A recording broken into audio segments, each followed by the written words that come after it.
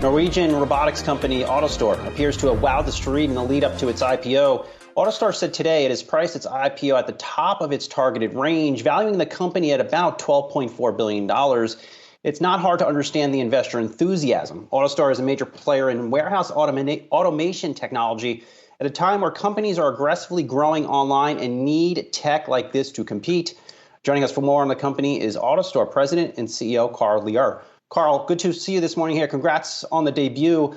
For those folks out there not familiar with what you do, what are some of the drivers of your business right now?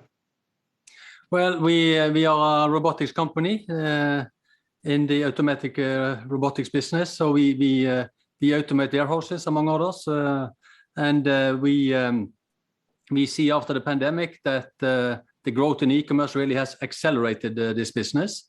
And we have seen very strong growth, really for many years. But after the pandemic, really the demand has increased very, very strongly. And Carl, it's Julie here. So talk to us about where the demand is coming from. It's kind of interesting to me that your technology is not even more widespread given the growth we had already seen in e-commerce. Where is the demand coming from, and what do you think is the growth path for your company and its technology?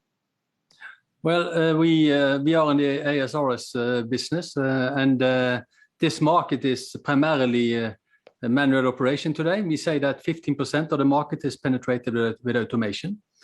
We believe that during the next decades, probably 75 to 80% of the warehouses will be automated, and that brings a market that will grow strongly for really decades to come.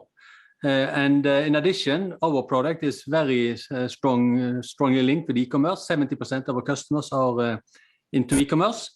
So the growth, the secular growth drivers like e-commerce, change in trading patterns, etc., is also accelerating our business. And Carl, one number that jumped off to me on the presentation that you all put out, $3.4 billion product pipeline, over 2,000 projects in the works. How long does it take until you realize that amount of revenue? Well, we see that a lot of these will we say that slightly more than 10% will materialize during 12 months, for instance, and there will be some delays, and a lot will take longer time. So we see really project lifetimes of from 3 months to 3 years, I would say.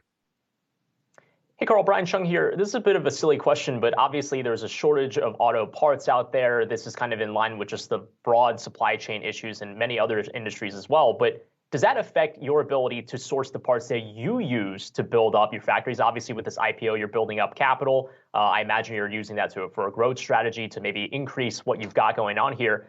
What does it take to put these robots and the infrastructure together, and is it hard to build that right now? Well, I would say that generally, I think all over the world there is challenges on the sourcing side. We have seen it this year primarily with longer lead times on aluminium, I would say. But we have been able to deliver the expected volumes and customer demands for 2021, and are increasing capacity for 2022 on the aluminium side. But there are longer lead times, so customers need to order the projects earlier to secure delivery at the right time. In addition, you have components where it is allocation at the moment, and in that connection we have been able to continue to deliver as expected during 2021, and we work hard every day to continue to deliver the growth also for going forward. How is the chip supply shortage impacting the business, Carl? Well, at the moment, we have been able to deliver according to expectations, and we are working with the component sourcing all the time, really, to secure deliveries. So as we see it now, we are on track to continue to deliver the growth also for 2022. All right, we'll leave it there. AutoStore President and CEO Carl Lier, congrats on the IPO. We look forward to staying in touch.